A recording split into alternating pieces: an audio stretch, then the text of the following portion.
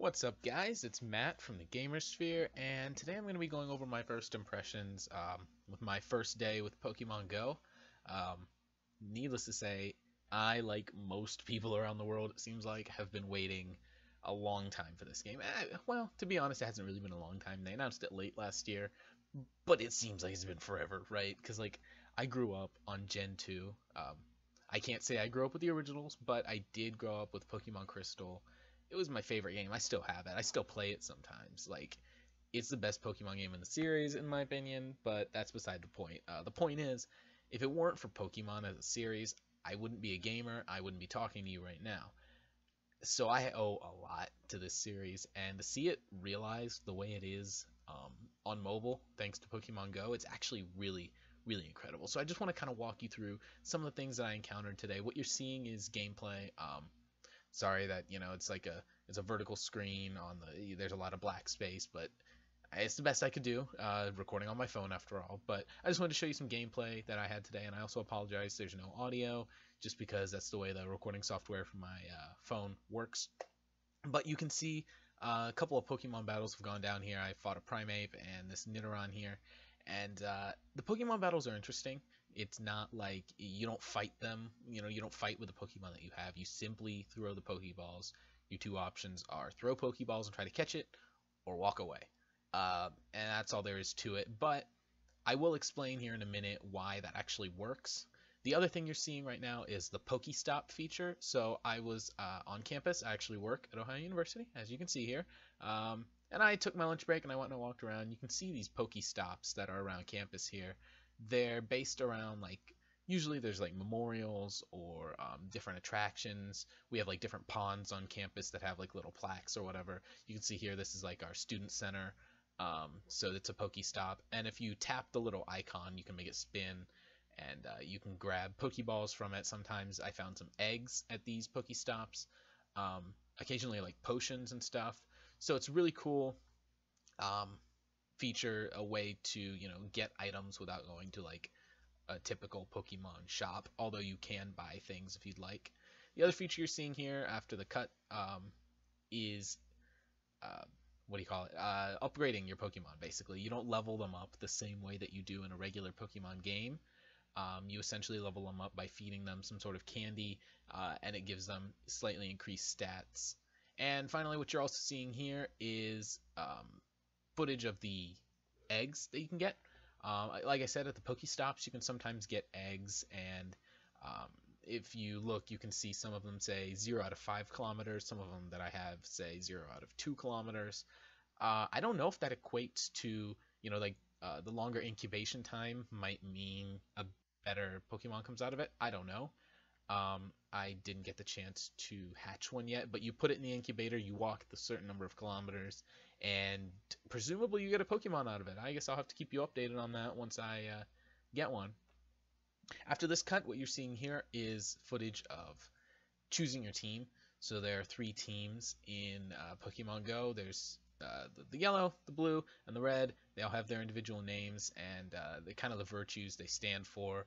And I just kind of picked the one that I thought was the most interesting, being Team Instinct there with the yellow. That and Zapdos is pretty cool, not gonna lie. That's their icon, so I decided to pick that one. I don't know how much the teams or the factions really work into gameplay yet, because again, I haven't gotten to do a whole lot. You will see at the end of this clip a fight I had with a gym leader. It does not go well, but I'm assuming that there might be some sort of support system for your faction, or maybe the way it works out. I'm not quite sure, but I guess we will see as time goes on. You can see here, I'm trying to face this gym leader, and it's not going to go well. I'm going to get my butt kicked, but that's beside the point.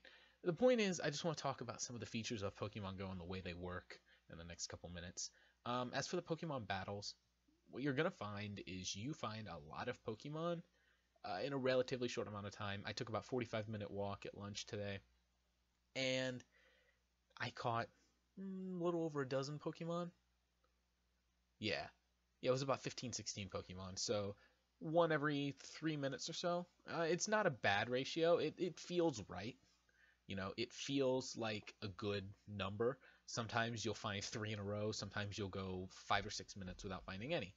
It just happens, and it makes it feel kind of natural the way that it's not like every minute you'll catch a Pokemon or whatever. It's at random, and I do like that.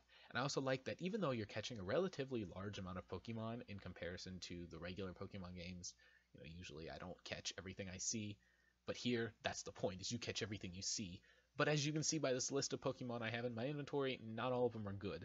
So the CP is basically their level in relation to other Pokemon. So you see that Primeape is a level 163, but my little Bulbasaur down there at the bottom is only a level 14.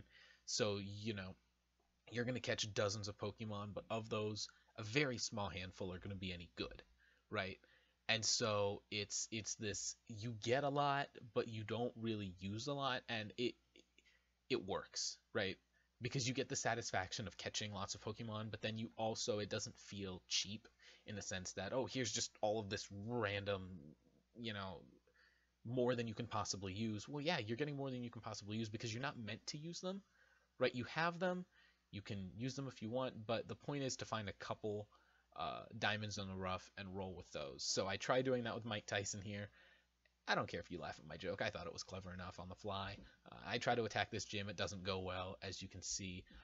I should have known that Golbat's the CP level is 320. Mine's only 217, but I was like, screw it, whatever. I want to try it. My lunch break was running out, so I figured I should try. And this last cut, you'll see it doesn't go well. But yeah. So as for the Pokemon battles, the way it works is cool. As for the Pokestops, I like that the way they're scattered around. I like that there's a lot of gyms, at least in my area. On campus, there's a lot to do. Thank goodness. I'll be busy this fall. Uh, there's a lot of different gyms you can fight. There's a lot of different Pokestops I can stop by.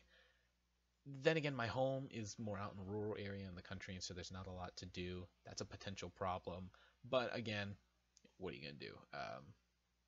If there's just no landmarks, there's nothing you can do. So it's give and take, but long story short, first impressions are I really liked my first day with Pokemon Go. It has potential. I cannot wait to spend more time with it throughout the week. I think it's going to be incredible.